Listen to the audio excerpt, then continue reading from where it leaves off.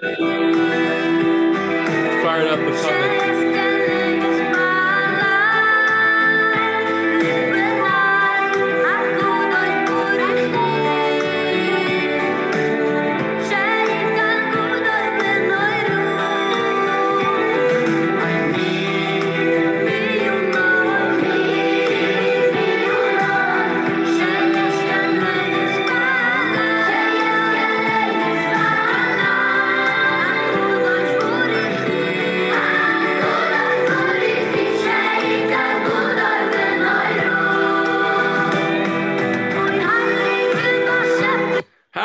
Shefi, Chevra, how we doing?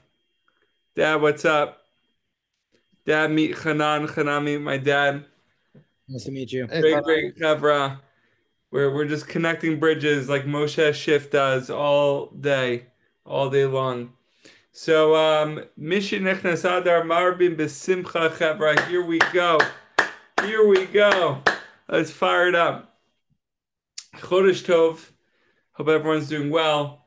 The gates are open, and let's fly through them right now. We are renewed.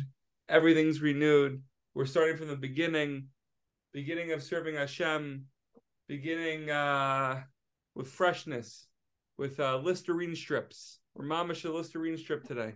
That's what we are. We're just a Listerine strip. That's it. Oi! Okay. Atfil b'shem cholesterol for Pesach. Reuven ben Yosef Asar Baruch Abbas Yehudi Sunan Bas Basa Shir Bas Basa Sanai Reuven ben Mani Tova Bas Peril Rivka Bas Razel Shaul ben Chana Leah Svi ben Chana and Eloi Nishmat Yehudi Bracham Bas Nechemia. May her neshama have an aliyah. Donnie finish switch the settings. We all know. Just as you are the true God, so let our faith in you be true and sound until we actually feel your godly power in our life. Let us always be attached to you. Let us never separate ourselves from you, not even for the briefest moment. Let us constantly feel the proper shame, fear, awe, and reverence for you, and let us never move so much as a hand or a foot to do anything in the world without you. Let us be attached to you in everything we do, even when engaged in material activities like eating, drinking, and so on. Whatever we do, let us do it for the sake of your name and as a genuine act of service. Let us never forget you, whether we are lying on our bed or getting up, sitting at home or going on our way, talking or keeping quiet, standing or sitting, busying ourselves with Torah and mitzvah, or going out with our worldly activities. Let us be attached to you in everything we do, and let us never forget you. Obviously, there's more to the tefillah. B'shem Kol Yisrael. Halakha l'maisa. The one who is reading the Megillah for the congregation should have in mind to exempt all those who are listening from their obligation. One who is listening must also have in mind to fulfill his obligation. Careful to know, Chevra. Halakha l'maisa. And take care to hear every word.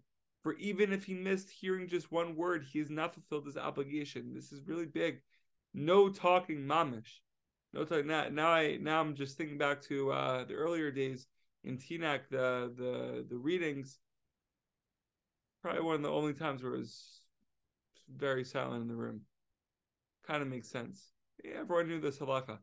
Therefore, the reader must pay close attention to ensure that while they are making noise and commotion when begging upon hearing Haman's name, he should remain silent until the noise has completely subsided. Nevertheless, it is proper and correct that every person should have a valid Megillah so that he can quietly recite each word himself, because he may miss hearing one word from the reader. Likewise, every wise woman who is standing in the women's gallery, if possible, it is good practice for her to have a valid Megillah to read from, because it is difficult to hear every word of the Megillah there in the women's gallery. And women are obligated to hear the Megillah just as men are. I was just finished this halacha chabra. With regard to the law, if the congregation has not yet recited Kiddush Levana, the sanctification of the moon, the monthly blessing recited on the moon, and the moon became visible during the Megillah reading, see above, end of Siman 97. So the Kitzur writes that if there will be enough time to recite Kiddush Levana after the completion of the Megillah, they should not interrupt the reading. However, if the congregation has not yet recited Kiddush Levana, and if they do not interrupt, the opportunity will pass, and they should interrupt reading to recite Kiddush Levana. Interesting note. Okay, so here we go. We are in part 2 of the Suda. So right now, envision our Suda. Envision us sitting at the Suda in Herzliya in Queens with family, with friends, with just a lot going on with the table, the simcha going on. But what's the avoda, right? We said last time that this great light is revealed to us and it's mama shown into us.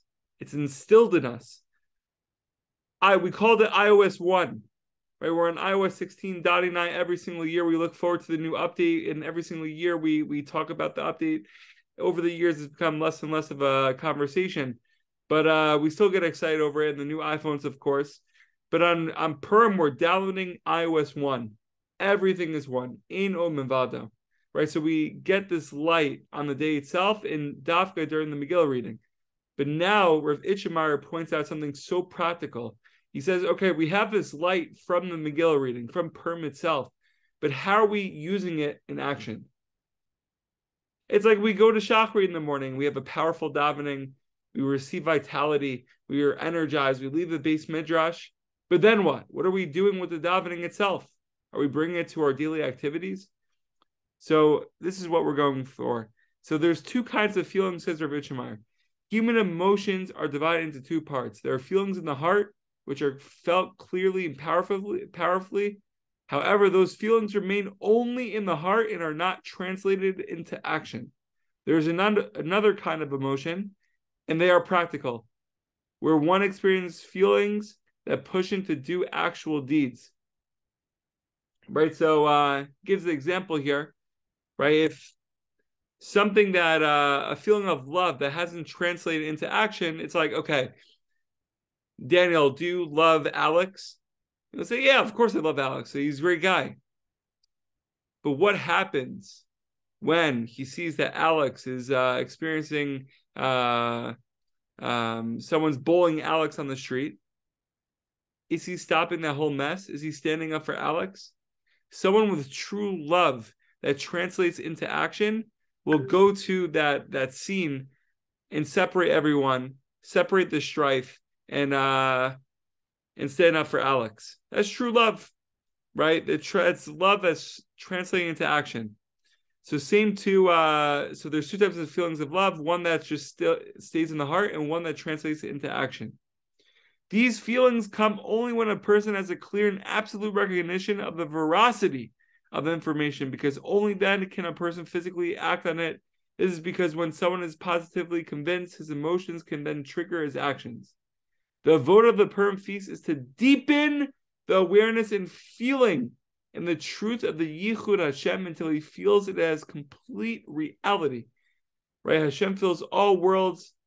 Like we said, every single movement that we do, whether we're sitting, whether we're eating, whether we have nothing going on, right? We're with Hashem at all times. Hashem is the entire reality. And he truly feels that there is no reality to creation and only Hashem exists here.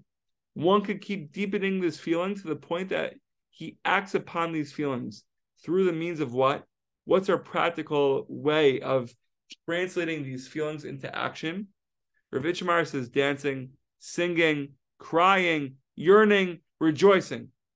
These are all ways to translate this great love and awe and this excitement of this feeling of Ein od milvado, of Hashem's light being revealed to all of us.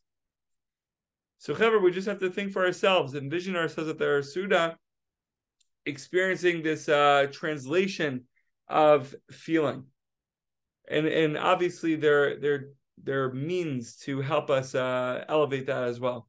The food, the chevra, the drinks, the water, the whole thing. I just want to touch on one thing before we open it up. We're not going crazy over time, but just on one thing. I saw this beautiful piece in Rav Itchemeyer's Beyond Verkecha on the topic of Simcha. I cheated. I went ahead of the book. I'm not up to this chapter, but are there any rules? But I don't know. I feel like we should go in order in this book. It's a beautiful book. I feel like every chapter is tactically placed where it should be. But I saw on Kaf Nun Tet right? 159. On page 159, it talks about Yeush from the future, despair from the future. And it talks about how sometimes the Yetzer Hara enters into a person, into his thoughts, and creates this despair and the sadness, chas v'shalom aleinu, right? Because of the future. What's going to be in the future? What am I doing next year for jobs, for school, for army, for everything under the sun. And it tells us all these things, like, why begin when you never succeeded? Why begin to direct your thoughts to Hashem and Tefillah when you never actually had proper kavanah? Why learn even one letter of Torah when you never really learned Lishma? Right? All of these voices in our head that the Yetzer Hara is telling us, okay, it's preventing us from actually being davik, being attached to Hashem in the present moment. So we think to ourselves, when are we ever going to succeed? And we look at the future, and even it just heavies. It just adds more weight to the burdens. The Rav Itchmar says something so beautiful. He says like this: we have to forget all these thoughts, all the Yetzer Hara tricks that's playing on us, and attach ourselves on only right now. On only right now. Bizrat Hashem, he quotes the pasuk, Safek Amalek, same gematria as Dani Sasson. But in Dani, it's beautiful. And he quotes, I'm not going to go through the whole piece now that we're overtime. We're overtime. But we should all look at Likutei Moharan 272. Hayom im b'kolo tishmau. Today, if you hear my voice, Rabbi Nachman there talks about Hayom, today, this moment. All we have is this moment. So, however, the bracha from Rav Itchmar, the bracha from all the tzaddikim, the bracha from this chabura tonight, is to envision ourselves at the Seudah, is to envision ourselves there, but mamish is being in the moment. Being in the moment. Ein od mivado. Not worrying about the future, because the light that we're receiving on Purim is understanding that it's really all about the moment. It's all about attaching ourselves to Hashem and a greater power every single moment. And every single moment, Hashem opens a new door for us to enter, to be attached to Him. But the more we worry about the future, the less we're able to focus on the present. Bezrat Hashem, we should be Hayom, Hayom, Hayom. And through that, we'll get the simcha, we'll get the dveikut, we'll get the feeling, the slavus, the whole thing. Questions, comments, please feel free. Be able to translate the Maisa.